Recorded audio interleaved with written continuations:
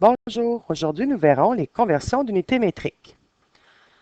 Par exemple, si le petit morceau rouge représente les millimètres, que le morceau noir représente des centimètres et que la ligne bleue représente un décimètre, combien de centimètres rentrent à l'intérieur d'un décimètre? On pourrait calculer le nombre de petits morceaux noirs pour faire la même longueur que le morceau bleu. Puisqu'on est en système métrique, il nous en faudra 10. Donc, il nous faut 10 fois plus de morceaux noirs pour représenter la même longueur qu'un morceau bleu, puisque les morceaux sont 10 fois plus petits. On pourrait faire le même exercice avec les petits morceaux rouges.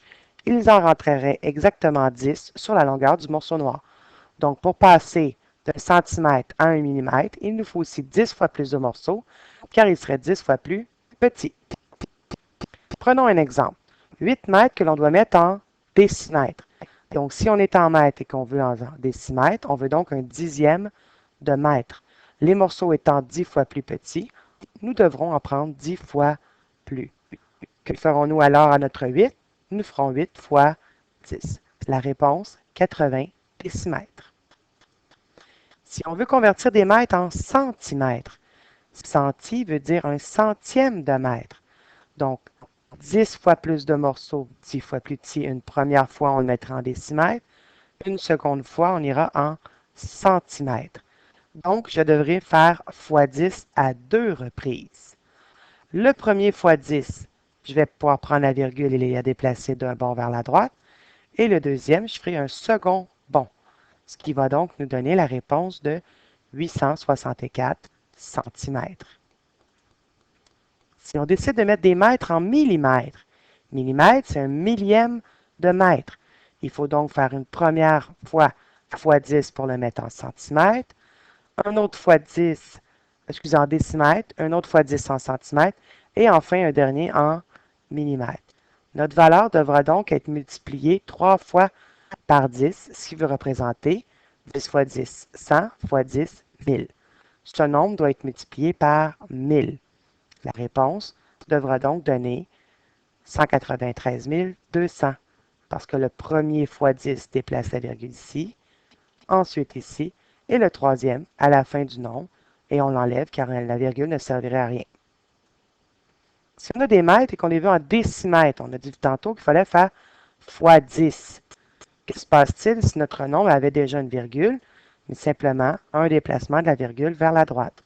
Donc, 1452 et 3 dixièmes. Parfois, les morceaux devront être plus gros. Donc, des kilomètres, c'est beaucoup plus gros que des décimètres. Donc, on va en avoir besoin de moins parce que les morceaux vont être plus gros. Donc, si je suis en décimètres et que je veux aller en kilomètres, il faudra que je fasse un premier fois 10, un second, un troisième et enfin un quatrième. Il faudra donc déplacer notre virgule de 4 positions vers la gauche. La virgule étant présentement placée ici, pour l'avoir en kilomètres, je devrais donc la déplacer de 4 positions, qui nous donnera 12 et 9876 10 millièmes de kilomètre. Enfin, si je suis en décamètres pour aller en kilomètres, je devrais donc déplacer une première fois par 10, par la gauche, donc divisé par 10, et une seconde fois.